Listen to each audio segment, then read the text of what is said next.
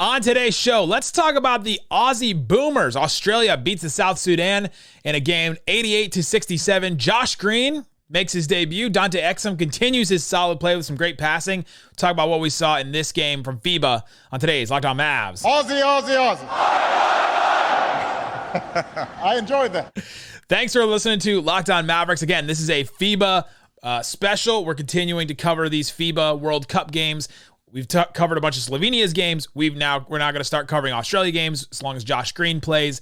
And so I'm Nick Angstadt, host of the Locked On Mavericks podcast, NBA channel manager for Locked On. Thanks so much for making us your first listen today. If you didn't listen to our episode about the Mavericks and which players can improve the most and what they can improve, we went through every player on the roster and talked about that. So go listen to that episode if you missed that. All right, let's talk about the Boomers. That's what Australia calls their team. It's not just a name for a generation. It's a name for a male kangaroo, and that's Australia's name. They win 88-67 against South Sudan, and Josh Green got the start. This is the first time we've seen Josh Green in these FIBA games. He's been out with an elbow injury. We know that he's been dealing with an elbow injury last year, but they didn't think it was going to be anything serious, and I didn't see anything from this game that made it look like he was struggling with his elbow. Maybe his shooting. Maybe you can talk about some of that. We'll mention that, and I'll give context for everything that we saw in this game, but we saw Josh Green, and he got the start over Matisse Thybulle. Matisse Thybulle had been starting the last two games. Australia beat Venezuela. They lost to Brazil. Those were their first preparation games, the one that Josh Green missed. Thybulle started both of those games, and instead in this game, Josh Green started. And I think the main thing from this game is their coach, Brian Goorjian. Brian Goorjian said, Josh Green's on-ball defense is Deli on steroids. That's Matthew Dellavedova. Remember him from those Cavs games, the Cavs against the Warriors finals, where Dellavedova defended Steph Curry so hard and went so far out, he had to go to the hospital afterwards and get like medical attention because of how much he went out on defense. So for the coach to call Josh Green's on-ball defense Deli on steroids is an incredible compliment. And we saw some of his defense on display. We saw a couple moments in this game where Josh Green had some great defense early in the game. Good defense, played straight up against a bigger driver than Josh Green. You saw him picking up full court early in this game and giving a lot of ball pressure early in this game as well. You saw Josh Green deflection at the end of the first quarter that turned into a turnover and then turned into an assist to Thybulle in this one. You saw just a couple of moments where Josh Green just plays solid, like just plays some solid defense. And for this kind of compliment from a coach, especially a coach that's seen some Australian players that, Ben Simmons has come through here and a couple others, like Matisse Thybulle is on the team. He's made all defense twice in the NBA. And for Josh Green to get the start over him, and then also for this compliment from the coach, who also said that the plan is for the Boomers to continue to start Josh Green in that spot, that's a huge compliment. Amazing. What have we talked about with Josh Green? There's going to be so much on him on the Mavericks for him to defend this year. And for him to come out, for his national team coach to give him this endorsement, for him to continue to start him over Thybulle, the guy that the Mavericks missed out on. Amazing. Like, you couldn't have asked for anything better, like any better compliment from your national team coach than that. And I think we saw some of that on display. We saw some of that passing on. We saw some of that defense on display in this one just a little bit. So the defense is the first thing that really stood out to me. Josh Green's defense, the compliment from the coach afterwards, amazing stuff. That's what you want. That you couldn't ask for anything better. The thing that stood out to me just watching this game, though, is Josh Green's sloppy moments. This is his first, full game back since April, right? Like, he hasn't played organized basketball since the Mavericks were, knocked out of the NBA season. And so we saw a bunch of sloppy moments. First quarter, he had a drive for a layup. He missed it. It was contested, but he still could have hit it. Midway through the second quarter, he was called for an isolation. The coach, in a timeout in the second quarter, it was hard to hear because the announcers were talking over it, but he called something for Josh Green to get something in this next stretch of the game. And almost immediately after that, Josh Giddey gets out of the way, gives Josh Green the ball, and Josh Green ISOs. And so I think he was calling for a couple of plays for Josh Green in that. And so Josh Green gets an ISO, tries to cross over, loses his handle, and almost gets a turnover in that. So that was a sloppy moment. Midway through the third quarter, he missed an alley-oop from Patty Mills. Maybe a little bit of an off pass from Patty Mills, but I think Josh Green mistimed it on that one. Beginning of the fourth quarter, he slipped. He got almost shook out of his shoes in that one. I think he just slipped on the floor, but still not a good look on defense there. In the fourth quarter, he had a travel from one corner, and then late in the fourth quarter, he had a drive from the left corner. He completely lost the ball, turnover. Just some sloppy moments. There's rust. He's coming back. He's getting back into it, and we just saw a bunch of different things. One of the things that Isaac said in our episode about which players need improvement was that Josh Green needs control. And I think we saw that in some of these. The travel, the drive from the corner, the missed alley-oop, just control and to slow down. He's so quick, and he's got so much athleticism that he could just be all over the place. And for him to be out of control is not out of the ordinary. It's stuff we've seen from Josh Green before. And so let's see him slow down, get back into it, find his spots, and contribute to this Aussie team. Now, he went 1 of 4 from 3. His three that he missed, the 3 threes that he missed were all, I thought, wide open catch and shoot threes. That you could put that under sloppy moments as well. Just need to get back under control, get a rhythm, and get back into a rhythm of the game. This was a great warm up for Josh Green. He played the most minutes on the team. He played 27 minutes. The next closest was Patty Mills, who played almost 23 minutes. And so I think this coach knew that Josh Green needed to get some momentum, get some stuff behind, get some minutes behind him in order for him to get back into the rhythm of the game, start feeling the game again. He finished with 5 points, 4 rebounds, 4 assists. And that's another thing that stood out to me was his assists. He had some great moments in this game. Right off the bat, first play of the game, Josh Green, top of the key, waits for Patty Mills, hits him right on the money. Really easy assist, but still gets an assist from that one. Patty Mills coming off of a pin down where he, is on the baseline and then runs back towards the free throw line. Another one that I mentioned a little bit ago, at the end of the first quarter, Josh Green gets a deflection in transition. It turns into a turnover. He gets the ball. Amazing, transition play, dump off to Matisse Thybulle, who was streaking for a layup. Great stuff on that. We saw just a couple other moments where Josh Green had some just great passes in this one. Australia really creates guys with great, amazing passing. They have so many guys that go. Josh Giddey had 9 assists in this game. I'll talk about Dante Exum here in a second. He had 9 assists in this game. They just have so many guys that create so many passing opportunities. So we saw some great things from Josh Green. A couple other things I'll talk about in a second from Josh Green. And then, of course, I'll talk about Dante Exum. We've seen 3 games from him now, but I think this may have been the best one that we've seen from him. So let's talk about him coming up. But before we do, let me tell you about FanDuel. FanDuel Sportsbook has you covered this offseason for all kinds of things. NFL, they have this new bonus bets opportunity where if you bet on a team to win the Super Bowl, you can get bonus bet credit on any time they win in the regular season. Just go to FanDuel.com/lockedon. You can also check out all their NBA stuff. They have regular season wins for a bunch of NBA teams. The Mavs are still at 44.5. We'll talk about that. We'll probably do a whole episode on all the different over-unders and win totals for the NBA here on Locked On Mavs. But you can go check it out. Again, it's FanDuel.com/lockedon. See what's all available, and then take advantage of that bonus bets offer for the NFL team. If you want to pick a team to win the Super Bowl, you can get bonus bets for every regular season win. Again, check it out.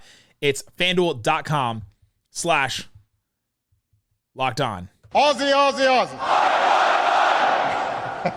I enjoyed that. Thanks, everybody, for hanging out with us on Locked On Mavs. Locked On Boomers, I guess we're called today. We're talking about Australia, their 3rd FIBA preparation game, getting ready for the World Cup that's coming up. Josh Green made his debut in this one, and so this is the first time we're doing an Australia game. It was awesome to see Josh Green and Dante Exum on the court, where the Aussie lineup was 40% Mavericks at one point. And so this is going to be another team that we can follow in this, and you got to love it. It would have been awesome. Okay, I guess I'll do this now. Would have been awesome if Matisse Thybulle was also a Maverick and you had 3, because there was a few times where it was Thybulle, Green, and Dante Exum on the floor at the same time. And then you would have had 3 Mavericks on the court. And Thybulle started this game 5 of 5 from 3. He missed his last one, but 5 of 6 he finished from 3. And his 3-point shot looked pretty good. Looked solid. He looked confident in it. Exum hit him for a couple of those. That's one of the reasons why Exum had 7 assists, was because he kept hitting Matisse Thybulle wide open. What could have been if the Blazers hadn't matched that deal? The Mavericks made an offer in restricted free agency to Matisse Thybulle. If he would have been on the Mavericks, we would have been talking about this team probably in a completely different light. Imagine the Derrick Jones Jr. role is Matisse Thybulle instead. That's what we're talking about. The conversation would have been completely different. We would have been like, what does it mean that Josh Green starts over Thybulle? We penciled in Thybulle as the starter instead of Josh Green on the Mavericks. But on the national team, Josh Green gets the start over Thybulle. We would have been talking about all that. Then we would have been saying, Thybulle went 5 of 6 from 3. We would have just been going nuts on that. And so what could have been if the Blazers only hadn't matched that offer? Could have been a completely different situation with the Mavericks. But it is what it is. Josh Green, again, 5 points, 4 rebounds, 4 assists, 2 turnovers, played 27 minutes, the most on the Australian team. Just got to play under control. He's just got to get back into the rhythm of things. I'm not concerned by anything that I saw from Josh Green in this game. I'm not looking at anything that I said earlier about his sloppy moments. It's just him getting back into a rhythm of basketball. He hasn't played. He's been out because of this elbow injury, and so I'm not worried about him in this one. I think he'll figure it out. I was actually more encouraged just by the comments from the coach afterwards. Him saying that his defense, his on-ball defense is deli on steroids, saying that the plan is to continue to start Josh Green on this Australia team. Even considering how well Matisse Thybulle played, he hit 5 threes in this game. And they're still going to start Josh Green over him. Now, maybe they make a different change and they decide to start, Matisse Thybulle instead of one of the 2 bigs that they start. Australia also has to figure out, Jock Landale came down with the injury. I think they said that he's not traveling with the team. And so that's going to be an issue. He started for them. He's, again, the center that signed with the Rockets this past offseason. He played with the Suns last year in the NBA. He's going to be hurt, and that's going to really affect their big man depth. And so maybe they decide instead of starting, they start a couple of guys, Reith, and they start K. Maybe they decide to start Thybulle instead and go a little bit smaller. I don't know. But Josh Green starting, it's a great compliment from his coach. Let's talk about Dante Exum. Exum's role in this team, he's clearly their third ball handler. You've got Josh Giddey and you've got Patty Mills in the starting 5. And then coming off the bench is Dante Exum. He's come off the bench all 3 of these games.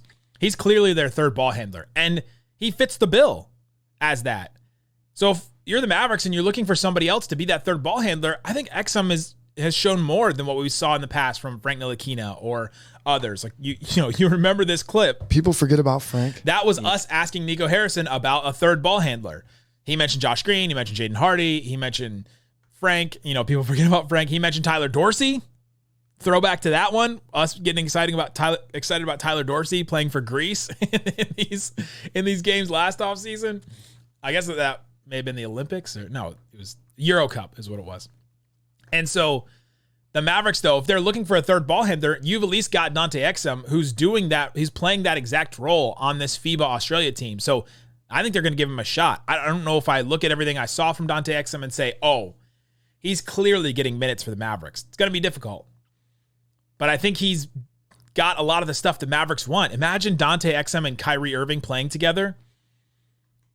Exum had really great court vision on defense and on offense in this one. He had, again, 7 assists, second on the team. Josh Giddey had 9. Giddey's passing was insane in this one. Exum had 7 assists, a bunch of just kickouts to shooters, finding guys, incredible passing. He's just got some great stuff. He can also handle the ball in traffic. He got in the lane. He navigated around some guys in the paint. He finished 0-4 from 3. Now, that's the thing that we're all watching. That's the one thing that we talked about in our episode of Locked On Mavericks today when we talked about what Dante Exum has to improve on. And what Dante Exum has to improve on is his three-point shooting. His three-point shooting has to translate from his last couple years in Europe to the NBA. His last couple years in Europe, in 2 years, he shot 85 of 189 threes. That's 45%. That's amazing.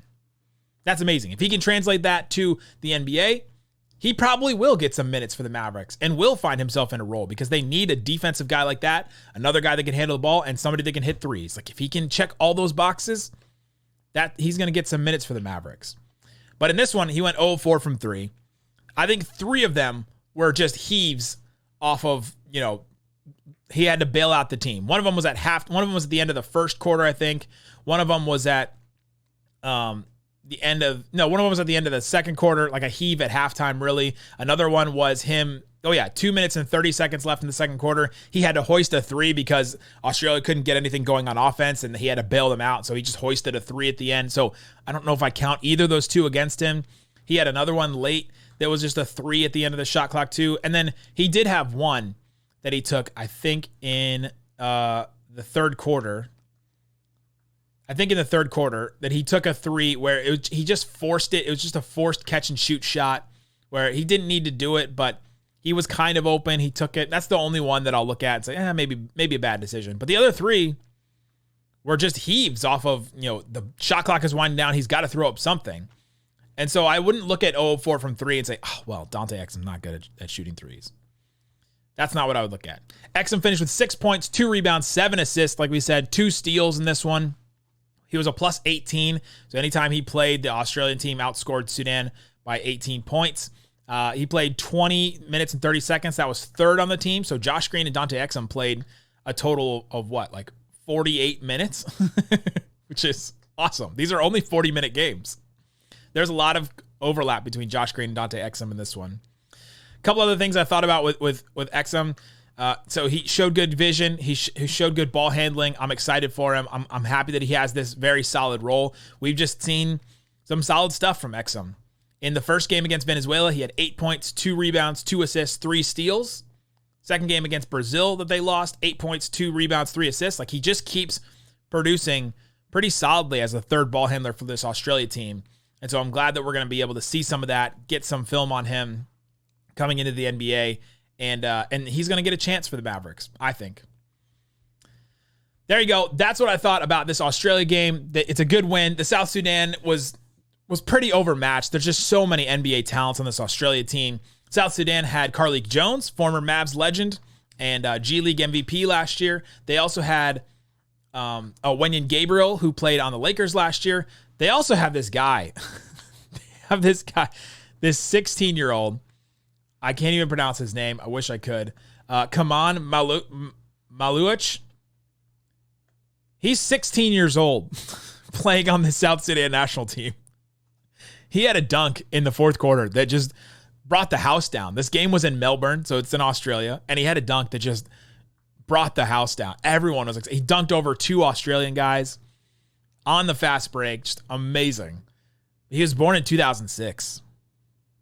It's crazy. 7-footer, somebody to watch out for. So if you ever watch another South Sudan game, watch out for Maluach, however you pronounce his name.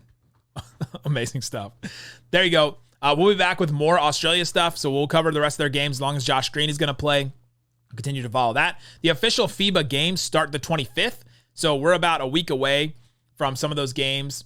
They'll start next Friday, and so those will be the official games. We'll obviously cover those. We'll probably do full Locked On Mavericks episodes on both Slovenia and Australia when they play. So there you go, guys. Thanks so much for hanging out with us on Locked On Mavs covering Australia. We'll be back tomorrow with more.